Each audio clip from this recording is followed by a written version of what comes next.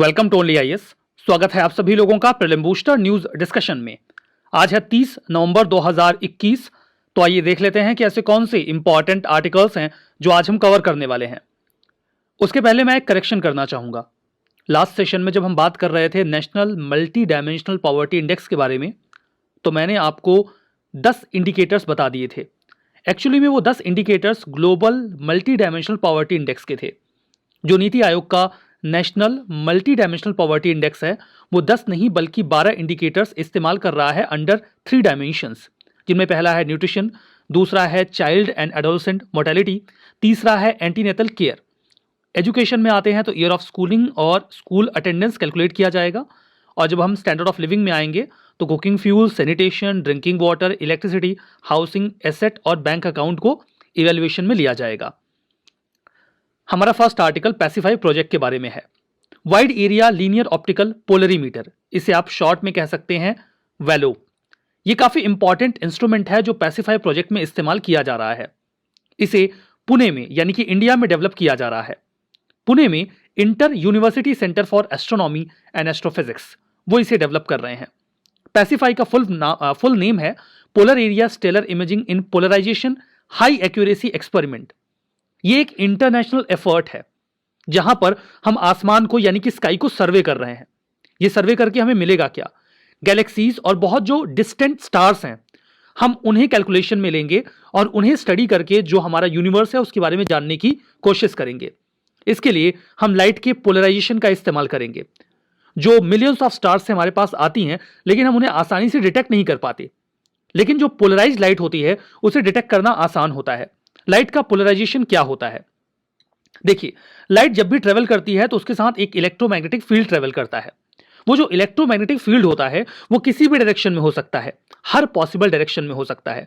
और इसी वजह से जो लाइट का सोर्स है उसे आइडेंटिफाई कर पाना काफी ज्यादा मुश्किल हो जाता है अगर वो लाइट किसी अनआइडेंटिफाइड सोर्स से आ रही हो तो। जैसे यहां आप इमेज में देख सकते हैं, ये मान लीजिए सोर्स ऑफ लाइट है। ये बल्ब हो सकता है, कोई स्टार हो सकता है, कुछ भी हो सकता है। अब यहां पे इसका जो इलेक्ट्रोमैग्नेटिक फील्ड है वो अलग अलग डायरेक्शन में आपको दिख रहा है। इस डायरेक्शन में अगर ये फील्ड्स हैं तो इन्हें स्टडी कर पाना काफी मुश्किल हो जाएगा। हम बीच में लगाते हैं एक पोलराइजिंग फिल्टर जो बाकी सभी लाइट्स के डायमेंशंस को ब्लॉक कर देगा और केवल एक जो लाइट का डायमेंशन है उसे पास थ्रू होने देगा। इसके बाद जो लाइट आती है, देखिए जो ब्लू कलर वाला पूरा पार्ट है ये ब्लॉक हो गया और केवल येलो कलर वाला जो पार्ट है या ऑरेंज कलर वाला ये क्रॉस कर पा रहा है। अभी जो लाइट आ रही है ये पोलराइज्ड है। इस लाइट को स्टडी करना आसान होगा। बिल्कुल ऐसे ही यहां पर देखिए एक जीआईएफ के माध्यम से इसे समझाया गया है। ये अनपोलराइज्ड लाइट आ रही है जो फिल्टर से गुजरने के बाद पोलराइज्ड हो जा रही है। अगर हम किसी इंस्ट्रूमेंट के माध्यम से स्टार से आने वाली लाइट को पोलराइज कर पाएं तो उन्हें स्टडी करना काफी ज्यादा इजी हो जाएगा और यूनिवर्स की गुत्थियों को सुलझाने में मदद मिलेगी। क्या फीचर्स हैं पैसिफाई प्रोजेक्ट के? देखिए, इसमें 2 हाईटेक ऑप्टिकल पोलरीमीटर इस्तेमाल किए जा रहे हैं। जैसा कि मैंने आपसे कहा, एक पोलरीमीटर हम इस्तेमाल करेंगे जो स्टार्स की लाइट्स हैं उन्हें पोलराइज करने के लिए, ताकि हम उन्हें आसानी से स्टडी कर सकें। जो हमारा नदन और सदन स्काई है, इन ऑप्टिकल पोलरीमीटर को वहां इस्तेमाल किया जाएगा। इसके जरिए हम स्टार लाइट पोलराइजेशन को आसानी से कैप्चर कर पाएंगे जो बहुत ही फेंट स्टार से आते हैं, बहुत वीक स्टार से, जिनकी लाइट बहुत वीक होती है। इसके जरिए जो डिस्टेंस स्टार्स हैं उनकी जो डिस्टेंस है उसे मेजर करने के लिए हम गैया सैटेलाइट का इस्तेमाल कर लेंगे। गैया सैटेलाइट, इसका फुल फॉर्म है ग्लोबल एस्ट्रोमेट्रिक इंफरोमीटर फॉर एस्ट्रोफिजिक्स।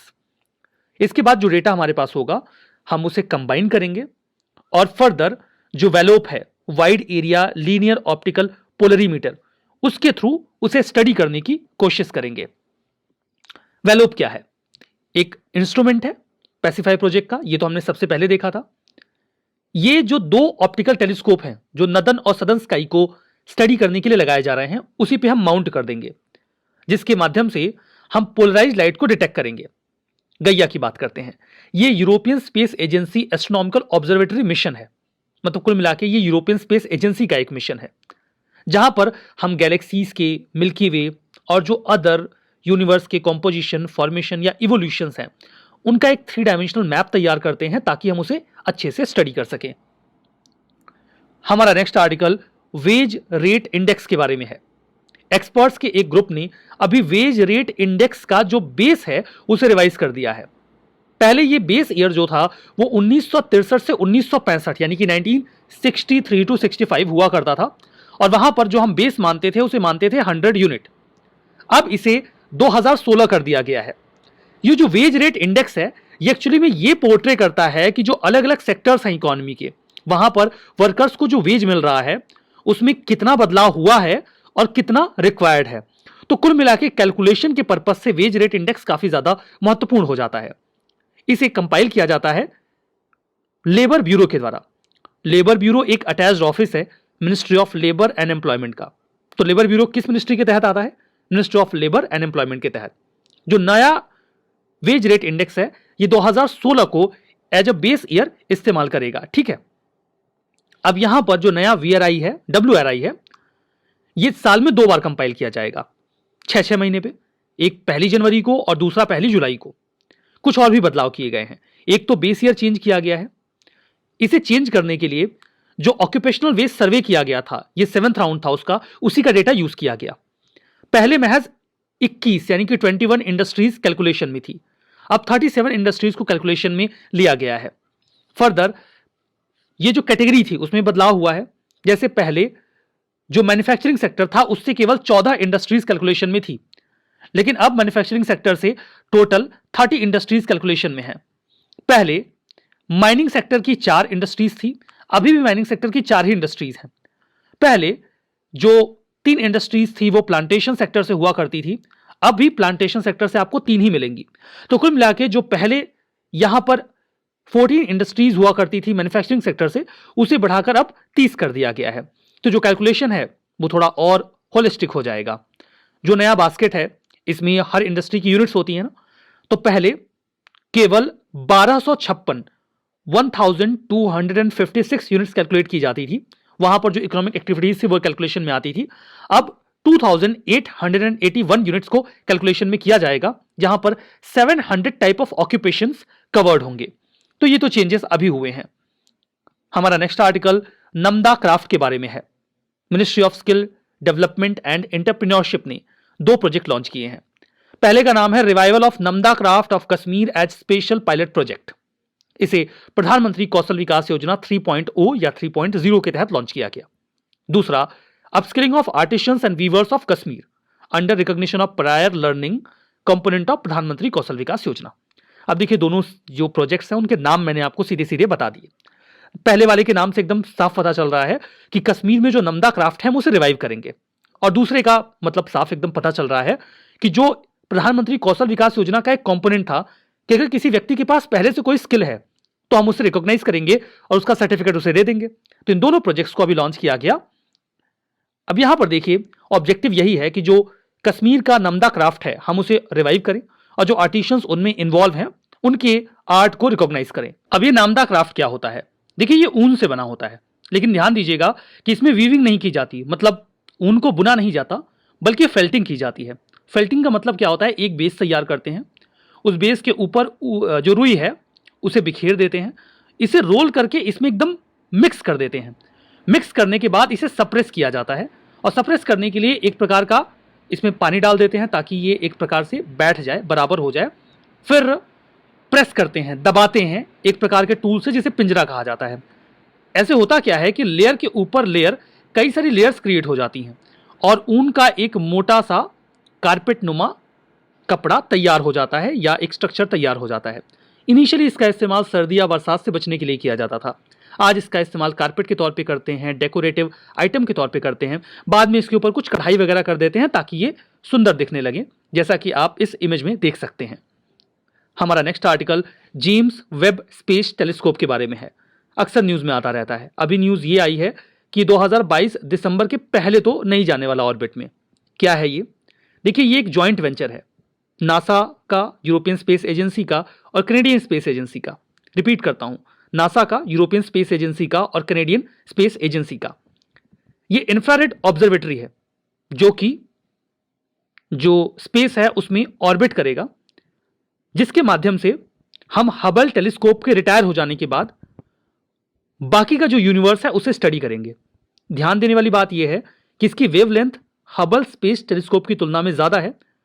ज्यादा सेंसिटिविटी है उसके साथ ये इंफ्रारेड को कैप्चर करने में कैपेबल है। मतलब ये हबल टेलीस्कोप जो अभी काम कर रहा है उसकी तुलना में ज्यादा एफिशिएंट रहेगा।